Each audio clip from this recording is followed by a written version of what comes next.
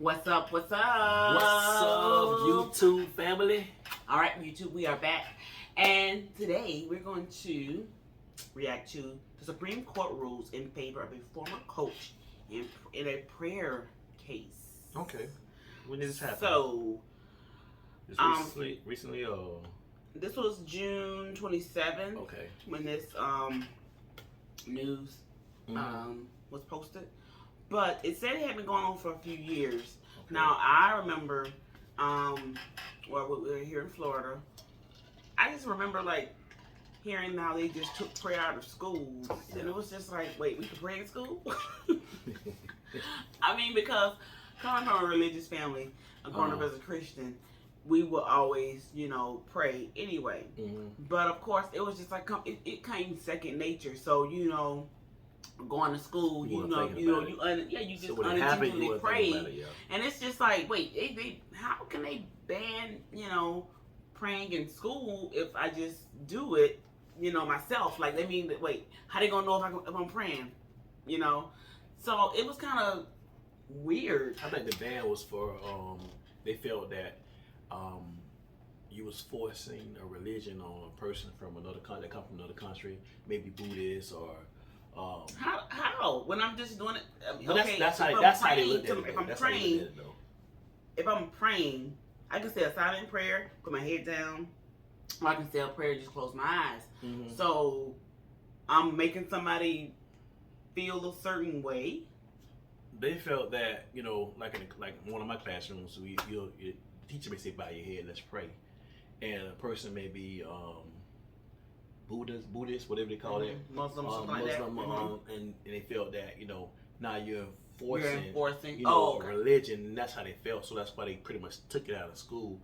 Out of the schools, I think that you can get a person the right to say, "Hey, nah, I don't." And that's okay. That's okay, but don't take it away. You know what I'm saying? Because now you're taking that prayer away from that person, their religion. You know what I'm saying? Yeah. So keep all your other religions, but if that person believe what they believe, that's what they believe. That's what they believe. Yeah. So they just said, "Hey, look, we're gonna take everything out of school." Okay, so I think when they did that was a problem because now it was so many things happening. Think about it. Yeah. You got shootings, and it was just chaos after chaos. It was once they took prayer out of school. And then a lot of other things came down from the political side when prayer came out of school. Different political things. Like I know here in Florida, they're having an issue with the textbooks. Yeah. Math textbooks teaching, the kids this woke curriculum or whatever. They won't show us like what the words say as teachers. They just say, "Hey, it's banned." The publishers had to change the wording in the textbooks to not be a woke curriculum. So that's we don't know what books we're going to be using this year, but we just know we got new curriculum in Florida where I will be teaching this year. So I don't know what curriculum we're going to be using. They just said we have a new one for reading and math. Or no, sorry, not reading. Math curriculum. Okay. Is changing because of the wokeness of the text in a math book. So yeah. But back to the whole thing about the prayer in school. This coach was able to win his case at the Supreme Court. Good for you, Coach. You ready? Yes, make it do what it do. At the top, the Supreme Court is releasing decisions today. We have one that has just been released. Shannon Bream is joining us. This is the case of Kennedy versus Bremerton School District. It has to do with religion in schools, prayer. Can you say a prayer by yourself on the field? And as I understand it, Shannon, the ruling was 6-3. Tell us more. It is, and this is written by Justice Gorsuch, deciding in favor of the coach. Let me read a little bit from what they said. And remember, the coach was going to pray on the football field after the games, initially by himself. There were students who joined. There were other schools that decided, we want to join. Can we come with you as well? They decided. Eventually, it turned into a situation where there were some complaints that there's nothing wrong with that. Okay, he went by himself. They decided to join. I think that Did he pressure people get confused with the laws. Oh, he's praying. oh, prayer's not, you're supposed to pray in school. You know what I'm saying? So now they're trying to take something from this man when he had a right to do what he need to do as far as his relationship with God. As simple as that. And those kids, of course, they said high school, so but the thing is, it was confusing with the stand your ground laws too. Think about it. Yeah, People think, okay, if you walk towards me, I can just let off and just start shooting. Right. I can shoot you when you're running too. Oh, he came towards me, so I just shot him. Well. So I'm walking towards you. Hey, look, ma'am, and you just gonna shoot me. Right. So they seen that as I'm standing my ground because I got scared. So they had to pretty much make the laws give you a better understanding on what they were saying, because you just can't put it out there saying stand your ground. Same thing with the school. You can't pray in school. So the people looking at that, they're saying, "What? Oh, he's gonna bend down and pray? You can't pray in school." Right. So they had to go through the Supreme Court just to get an understanding. No, we don't mean it that way. He can pray. That's his thing. We can't take that away from him. Thank you. So again, that's why I was like, wait, they know, and I'm a child at this point, so I'm like, how do they know if I'm praying? Like I can't do a silent prayer in my head, but it's just like drove. All right, let's keep going. And parents worried that kids would feel compelled, like they're playing. Kids would feel compelled. Okay, but it said that these kids decided, or they decided to join him. How do the kids feel compelled? Okay, Obviously, I'm sure you compelled. Ooh, Coach praying. I want to go over there. You want to go over there too? We shouldn't. Ooh. And all of them just stop walking slowly. So a teacher said, what they got around? He getting some free lunch or something? And they're like, what's going on there? What is he doing? And he's praying. Coach praying with the kids. Did he make them go over there? Oh my God. We gotta report this. He's making those kids pray. Oh my Lord. Yeah. They're not supposed to be doing that. He's making those kids pray. That is against school policy. Yeah. It's sad.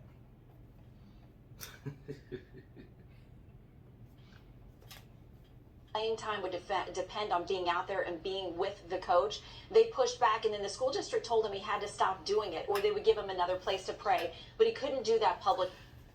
Sir, we saw you out there praying with those kids, and we felt that you made them go out there. You even made kids from another school come out there with you. Did you wrangle them all in? How did you wrangle them all in? The thing is, really, as a principal, whoever they went to, what they should have did was this whole thing could have been avoided. Hey, I just need to talk to you for a second. Put you to the side. Did you force the kids to go out there and pray with you today? I'm just trying to figure out what's going on, because people are saying that you forced them. I want to come to you. Mind you, he forced kids from another school. Okay, then he may say, well, no, they just joined me. Okay, that's all I need to hear. But whoever the principal was, whoever the teacher reported to, they just ran with it. Instead of asking him a question. They just ran with it. And that's the sad part about it. It's just that, okay, they saw something happening, and instead of them asking a question, it seems like it was just felt that this man is like bringing in kids from other schools and forcing them into a club to pray, and that they didn't want to be in there, so he chained them all together and made them go on the field with him. Okay.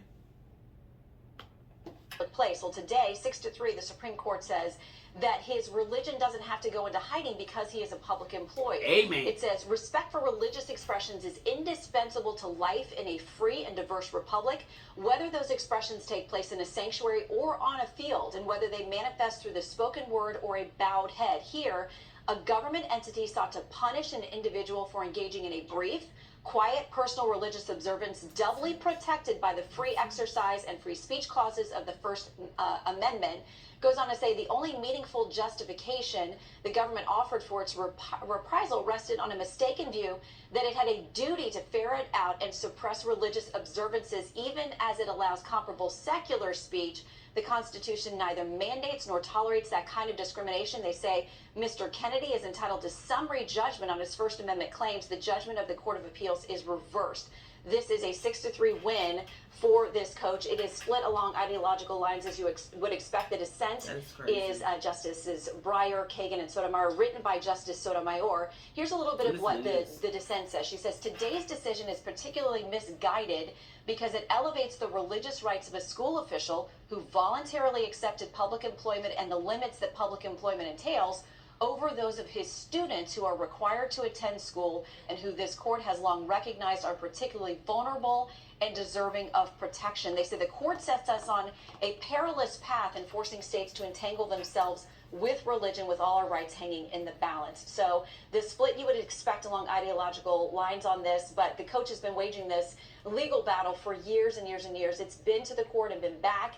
And now finally he's got a decision on the merits 6-3 in his favor. Dana? Shannon Bream, he is going to be on the Faulkner Focus coming up at 11 a.m. So Joe Kennedy, the plaintiff in this case and the winner in this decision, he will be on with us. So you'll hear from him directly in a little less than an hour. Thank you, Shannon.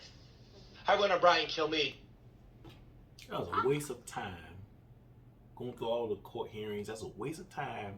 No, let me clear it. I think that was a good waste of time. So now that people can see what the laws are actually set up, what these laws or these rules are, and the things that they think that are being pushed on kids as a negative thing. So you mean so pretty much they have a better understanding. Okay, I seen what happened here, so we can't say that he can't pray. So I don't think it's a waste. Okay, of time. Normally so me and my coworkers, we would well, a few of us, we would just pray like in a classroom before the kids came in sometime. And one of my kids was like, why we can't come in there and pray with you? Oh. So you couldn't come in? No. Serious? No. Wow. And we were like, no, you got, teaching second grade, this is when us ladies were working together at the same school. And we would just kind of pray for our students before the day started and everything. And all so they'll let you pray with each other. We would. But far as when the kids come in, it has to stop. So we had to lock the doors and stuff at the school. So the bell had just rang for the kids to be able to come in the class. We were like, hold on a second, we're gonna let y'all in a minute. And the kids was like, why we can't come in here and pray with y'all? We was like, well, you have to talk to your parents about that, because just not getting into that area.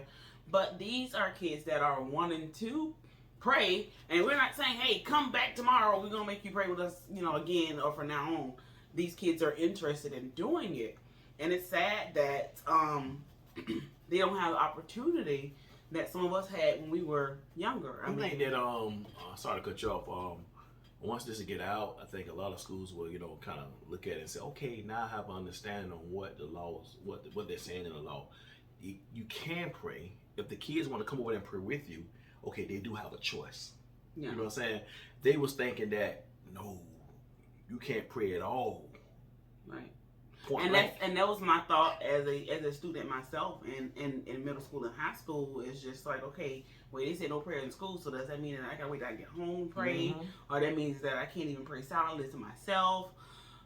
Like, what? Like, I grew up in a house where we prayed. So it's like, you go into school and you can't pray, or you know what? Bump it. I'm just gonna pray to myself. Whatever. I'll just do it silently. That's what he was doing, but he just openly showed being bowed down on the field.